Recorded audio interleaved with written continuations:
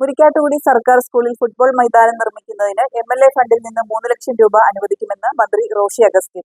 സ്കൂളിൽ creative കോർണറിന്റെയും media ക്ലബിന്റെയും നവീകരിച്ച മൈതാനത്തിന്റെയും ഉദ്ഘാടനം നിർവഹിച്ച് സംസാരിക്കുകയായിരുന്നു അദ്ദേഹം.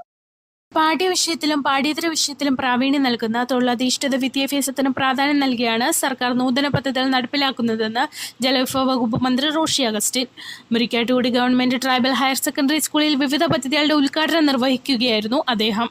മുരിക്കാട്ടുകുടി സർക്കാർ സ്കൂളിലെ ഫുട്ബോൾ മൈതാനം നിർമ്മിക്കുന്നതിന് എം.എൽ.എ ഫണ്ടിൽ നിന്ന് 3 ലക്ഷം രൂപ അനുവദിക്കുമെന്നും മന്ത്രി വ്യക്തമാക്കി.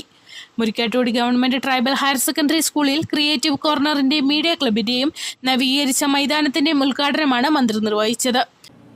ആ ക്രിയേറ്റീവ് കോർണർ പദ്ധതി എന്താണെന്ന് വിശദീകരിച്ചപ്പോൾ ഞങ്ങൾക്ക് മനസ്സിലാക്കാൻ കഴിഞ്ഞത്, നമ്മുടെ കുട്ടികളെ കുറെ കൂടി മാറ്റങ്ങൾക്ക് വിധേയമാക്കി ചിന്തിക്കേണ്ടിയിരിക്കുന്നു.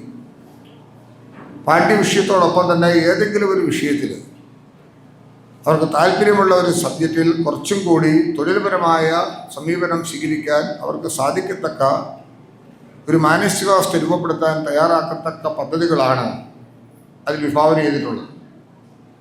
അത് പാഠ്യവിഷയത്തിൽ ഉൾപ്പെട്ടിട്ടുള്ളത് തന്നെയാണെങ്കിലും അതിനെ കൂടുതലായി പ്രയോജനപ്പെടുത്താൻ, ഇപ്പോൾ പാചകം ചെയ്യാൻ കാര്യം വലിയ പ്രശ്നമല്ലെങ്കിലും ഇന്നത്തെ കുട്ടികൾക്ക് പാചകത്തെക്കുറിച്ച് അത്ര ബോധ്യം വരണമെന്ന് നിർബന്ധമില്ല.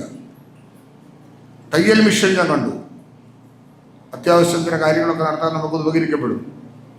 ഇലക്ട്രിക്കലാണെങ്കിലും ഇലക്ട്രോണിക്സിലാണെങ്കിലും വിവിധങ്ങളായ പദ്ധതികൾ നടപ്പിലാക്കാൻ, ഇപ്പം പ്ലംബിങ്, വയറിങ്, നമ്മുടെയൊക്കെ വീടുകളിൽ തന്നെ നമുക്ക് തന്നെ ആവശ്യം വേണ്ട ചില കാര്യങ്ങൾ മറ്റാരെയും ആശ്രയിക്കാതെ ചെയ്യാൻ കഴിയത്തക്കതാണ് എന്ന ബോധ്യപ്പെടാൻ സഹായകമാകുന്ന ഒരു തൊഴിലധിഷ്ഠിത വിദ്യാഭ്യാസ സമ്പ്രദായം നമുക്ക് ഏറ്റവും അനിവാര്യമാണ്.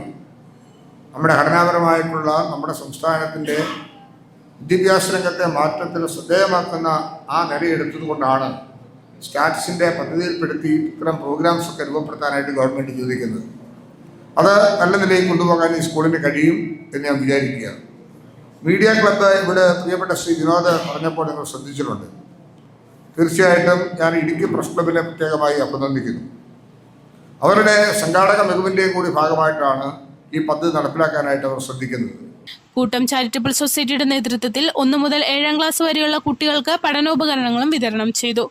Murikkattukudy government tribal higher secondary school ഓഡിറ്റോറിയത്തിൽ ചേർന്ന യോഗത്തിൽ ജില്ലാ പഞ്ചായത്ത് പ്രസിഡന്റ് രാജച്ചൻ നീർനാങ്കുന്നേൽ അധ്യക്ഷത വഹിച്ചു.